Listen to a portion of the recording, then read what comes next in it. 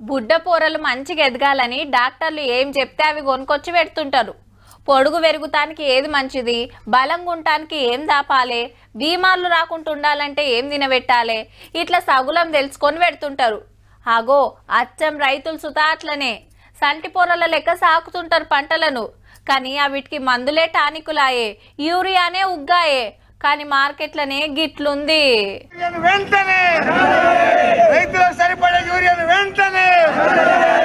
రోడ్ల మీద ధర్నాలు, పిఎస్సిఎస్ల కాడ లైన్లు. యూరియా బస్తాల కోసం కామారెడ్డి, నిజామాబాద్ జిల్లాల గీతీర్ల దండలాడుతుండ్రు రైతులు. వేల మంది రైతులుంటే వందలలోనే బస్తాలు వస్తుంటే ఏడికెళ్ళి సరిపోతాయి మరి. మళ్ళీ ఎకరానికి 2 బస్తాలు ఇస్తుర్రు. అట్లా సుత అందరికి అందక దినం సహకార సంఘాల కాడి కచ్చుడు, లైన్లు కట్టుడు, వెనుకకు మారుడు.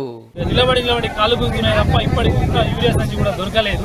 ఒక పక్క వరి నాట్లు స్టార్ట్ అయినాయి, ఒక పక్క మొక్కజొన్నకు ఎరువులు వేసే పరిస్థితి ఆసన్నమైంది కనుక ఇప్పటికైనా రైతులకు సరిపడే ఎరువులు తెప్పించి పోనీ పవేట్లనైనా కొందామంటే ఏరే పురుగుల మందులు కొంటేనే యూరియా ఇస్తామని వ్యాపారులు లంక పెడుతుర్రట. అక్కర్లేని మందులు తీసుకొని మేమేం చేసుకోవాలని ఇల్లు. మరి గింత కోస ఎందుకు అవుతుందంటే సెంటర్కి వెళ్ళి రావాల్సినంత యూరియా అత్తలేదు. పంటకింత కోత పెడతారట. మరి అన్ని పంటలకు కలిపి 6 లక్షల టన్నులు అక్కరుంటే 2,25,000 టన్నులు తక్కువ పంపిర్రట. ఇంకింత మాల్ కావాలని మనోళ్ళు ఎన్ని మాటల దరఖాస్తులు పెట్టినా ఫాయిదా లేనందుకు గిట్ల తిప్పలైతుందట.